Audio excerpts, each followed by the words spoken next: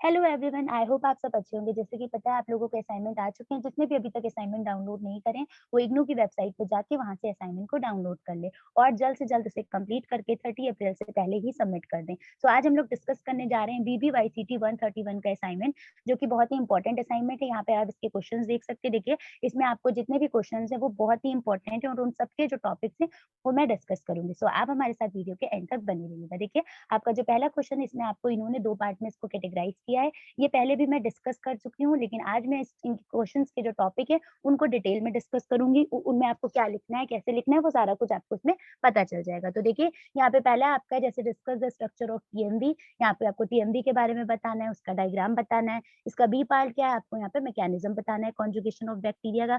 Second question में आपको economic importance बतानी है कि बैक्टीरिया की क्या-क्या इकोनॉमिक इंपॉर्टेंस है। थर्ड हमारा रहेगा कौन-कौन से यहाँ पर जो मॉर्फोलॉजिकल रिप्रोडक्शन है किसके, पॉलीसाइफोनिया के, ये बताना है और उसका डायग्राम भी बताना है। फोर्थ क्वेश्चन को भी इन्होंने कैटेगराइज किया है 2 में और फिफ्थ में को भी ए एंड बी में कैटेगराइज किया है। सो फोर्थ हमारा क्या है, इसमें हमको ब्लू ग्रीन एल्गी के सोर्स बताने हैं कि वो कैसे एक्ट करता है as a bio fertilisation. B में आपको बताना है बेसिडोकार्प जो है आपका एगैरिकस का, वो कैसा स्ट्रक्चर शो करता है और उसका डायग्राम बताना है। फिफ्थ में ये बताना है कि जो ब्रायोफाइट्स हैं क्या वो एज़ अ इंडिकेटर एक्ट करते हैं पीएच और पॉल्यूशन के थ्रू, ये आपको बताना है और कैसे करते हैं ये बताना है। फिर है how pteridophytes are different from bryophytes, ये भी आपको एक्सप्लेन करना है। नेक्स्ट हमारा 6 क्वेश्चन है जिसमें आपको 21 स्टेम के बारे में बताना है, उसका रिप्रोडक्शन के बारे में बताना है। फिर आपको इसमें आपको ग्लोस्टोडियम के बारे में बताना है।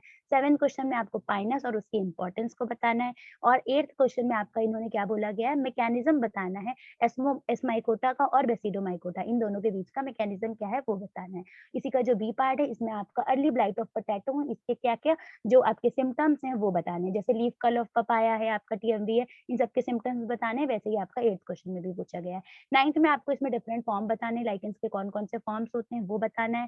सिग्निफिकेंस क्या होते हैं लाइकेंस का, ये एक स्पेसिफिक टॉपिक है। 10th क्वेश्चन में आपके कुछ शॉर्ट नोट्स दिए हैं जो कि आपको इसमें डिटेल में बताने हैं, लाइक एल्गल ब्लूम्स क्या होता है, एंडोस्पोर क्या होता है, पेट्रिफिकेशन क्या होता है, गामा कप क्या होते हैं। तो देखिए, ये बेसिक क्वेश्चंस थे जो मैंने डिस्कस किए थे। ये सारे क्वेश्चंस को कैसे करने हैं, बहुत से स्टूडेंट्स होंगे जिन्हें टॉपिक्स के बारे में नहीं पता होगा, तो उनके लिए मैं ये शॉर्ट समरी लाई हूँ जो आपके लिए बहुत ही हेल्पफुल होने वाली है एज़ पॉइंट ऑफ व्यू। सो पहला आपका क्या इन्होंने देखिए टीएमवी के बारे में पूछा, तो टीएमवी क्या है, ये हमारा टोबैको मोज़ेइक वायरस है, जिसमें हमें लीफ पे क्या देखने को मिलता है, एक तरह का वायरस देखने को मिलता है और यहाँ पे कुछ प्रोटीन कोड्स हमें देखने को मिलते हैं जो क्या करते हैं, जो कि वहाँ पर कैप्सिड फॉर्म करते हैं और इन्हीं कैप्सिड्स को हम कैप्सोमर्स कहते हैं। तो आपको टीएमवी में जब आप टीएमवी का आंसर अटेम्प्ट करें तो आपको ये सारा कुछ बेसिक पता होना चाहिए और इन पॉइंट्स को आपको अपने आंसर में इंक्लूड करना है। सेकंड है आपका मैकेनिज्म, जिसमें आपका कॉन्जुगेशन ऑफ बैक्टीरिया पूछा गया था। इसमें आपको बताना है कि आपका एक डोनर और रिसेप्टेंट होगा। ये जो हमारा प्रोसेस होगा वो एक लिविंग सेल्स में होगा और हमें ध्यान रखना है कि हमारे 2 सेल्स जो हों वो एक-दूसरे के कॉन्टैक्ट में हों। तो यहाँ पर हमको एक एज़ अ डोनर और एक एज़ अ रिसेप्टेंट को लेना है और उसके ऊपर अपना कॉन्जुगेशन ऑफ बैक्टीरिया प्रोसेस को करवाना है। ये आपका मैंने एक डायग्राम भी फॉर्म किया है, जो कि आपको शो करना है कि जो कॉन्जुगेशन है वो कैसे हमारे एफ प्लास्मिड को ट्रांसफर करते हैं, क्लियर? उसके बाद हमारा थर्ड वन है जो कि हमारा डेयरी प्रोडक्ट से रिलेटेड क्वेश्चन पूछा गया था कि आपको कोई डेयरी प्रोडक्ट बताने हैं। सो देखिए, डेयरी प्रोडक्ट बेसिकली हमारा चीज़, योगर्ट, ये सारा कुछ होता है। तो आपको आपको वहाँ पे ये बताना होगा।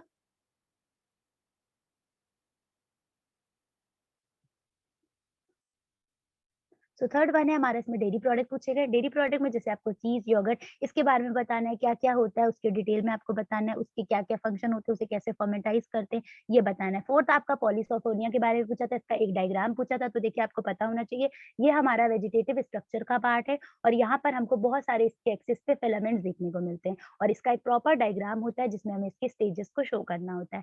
फिफ्थ हमारा है बेसिडोकार्प ऑफ एगेरिकस। देखिए, बेसिडोकार्प ऑफ एगेरिकस क्या है, तो आपको बताना होगा। इसमें 2 माइसीलियम होते हैं, एक आपका प्राइमरी और एक होता है सेकेंडरी। सेकेंडरी जो माइसीलियम होता है वो हमेशा हमारा सॉइल में ग्रो होता है। इसकी जो बॉडी होती है वो कुछ तरह अम्ब्रेला लाइक लगती है।